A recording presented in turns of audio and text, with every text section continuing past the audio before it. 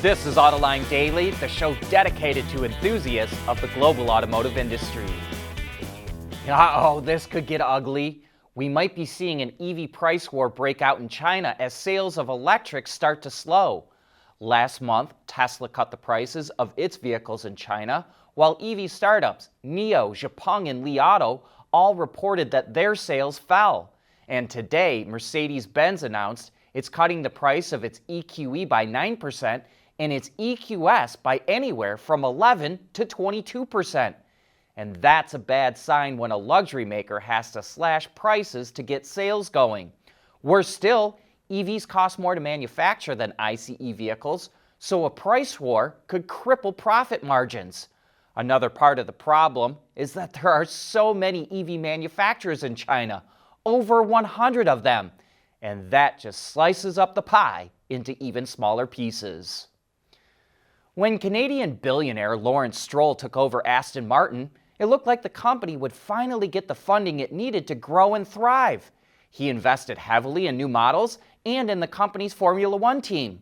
But so far, it's not working. Aston lost 3/4 of its stock value this year as investors wonder whether the company has a viable business plan. Aston is suffering from supply chain problems, so sales and revenue are down, and it can't generate enough cash flow to fund its own operations.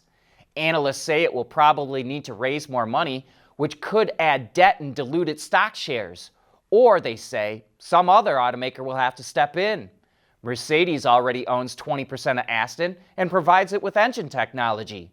So we need to ask CEO Ola Källenius what his thoughts are about taking more control at Aston Martin. Automatic emergency braking can significantly reduce car crashes. That's the findings of 2 different studies released yesterday. The first, from the Partnership for Analytics Research and Traffic Safety, found that front-to-rear accidents drop by 49% when the striking vehicle is equipped with auto brake and forward collision warning compared to vehicles that aren't equipped with either. And injuries and rear crashes drop by 53% with the technology. The study also found that automatic emergency braking works well in poor weather, road, and lighting conditions. The Insurance Institute for Highway Safety also released a study that found that AEB can reduce accidents for pickup trucks by 43% and injuries and rear end crashes by 42%. Pickups are less likely to be equipped with the technology, but that's probably going to improve. A group of 20 automakers have made the commitment to equip 95% of their new models with AEB by next August.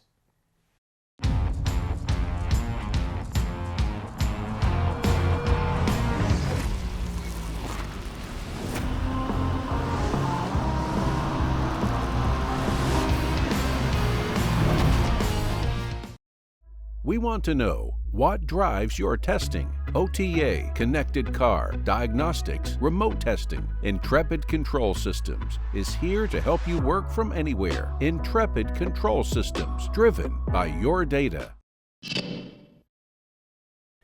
Subaru released a new goal of having 0 road fatalities in any of its vehicles by 2030, and it's already seeing good success with its driver assistance system called EyeSight, which has now been equipped in 5 million vehicles. Compared to vehicles without EyeSight, accidents resulting in injury or death were 61% lower, and rear-end collisions were down by 84%. The system currently uses 2 cameras mounted high behind the windshield and 4 radar in the front and rear bumpers. But Subaru wants to expand the capability of EyeSight. By 2025, it plans to launch what it calls cooperative driving. I suspect this would mean a level 2 to 2+ AV system like Autopilot, Blue Cruise, or Super Cruise. It will then move to full autonomous driving. To do that, Subaru is taking a very interesting path. Like Tesla, it will not use Lidar and will instead rely on vision with cameras with AI added on top to improve accuracy. Specifically, it says it will use AI for driving route judgment, even making it possible for a vehicle to operate on a snow-covered road. To handle all the computing, Subaru is creating its own neural network, what it calls Subaru Asura Net. And I find it very interesting that this is now the second automaker, Honda being the other, and another Japanese automaker at that, that has recently said it will attack autonomy without Lidar. Toyota revealed the all-new Prius, and I wish this was the vehicle that debuted in 2015 instead of the funky design of the 4th gen model. It's built on an updated version of the platform that the current Prius rides on and features a more purposeful and angular design. I think this is highlighted in the front and rear lighting, as well as the overall silhouette of the car. We also think the front end looks more like an EV, so it should blend well with its future lineup, and it's already blending the interior with EVs. The dual separated display screens with the instrument cluster mounted high and forward on the dash is very similar to the BZ4X. Under the hood will be either a 1.8-liter or 2-liter engine depending on the market, which will be paired with Toyota's latest series parallel hybrid system. The 2-liter will make roughly 190 horsepower. There's also a plug-in hybrid version that combines the 2-liter engine with an electric motor and lithium-ion battery for close to 220 horsepower. Toyota doesn't say how much range the PHEV will have, but it says it's about 50% more than the current model. Since that model gets 25 miles of EV range, the new Prius should be somewhere in the high 30s to low 40s. This version won't be on the market until spring of next year, but the hybrid launches before the end of this year. At Schaeffler, we pioneer motion. Electrifying mobility, manufacturing smarter, reducing CO2 emissions, making energy production clean. Schaeffler pioneers motion to advance how the world moves.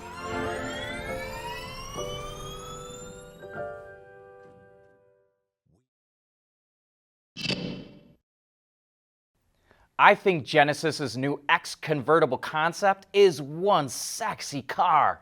It's low, it's long, and there's just the right amount of detail in the design to suit my taste. And along with its other X concepts, Genesis says it gives a glimpse at the look of future electric models.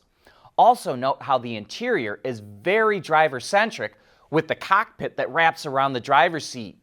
Genesis says it wants to create vehicles with, quote, even greater emotional resonance. One of the big criticisms of fuel cells is the lack of a hydrogen refueling infrastructure to power the vehicles. And that's why General Motors is partnering with Norwegian-based hydrogen production company Nel ASA to jointly develop cost-competitive renewable hydrogen.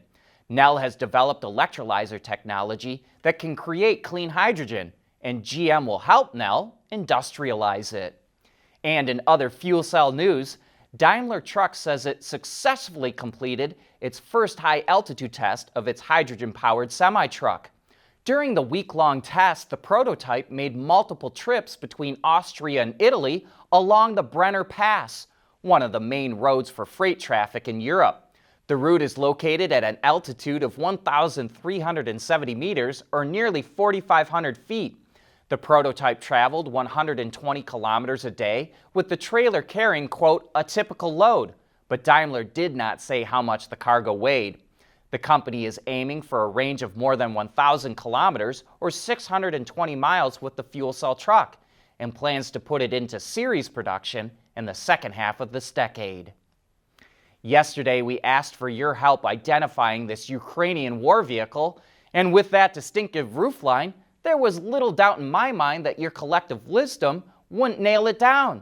And you didn't disappoint.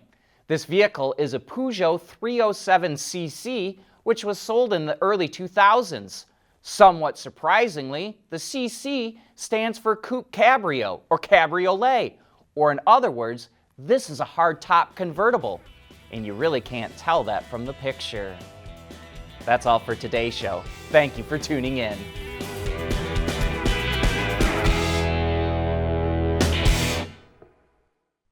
Autoline Daily is brought to you by Bridgestone, solutions for your journey, Intrepid Control Systems, over-the-air engineering, boost your game. And by Scheffler, we pioneer motion.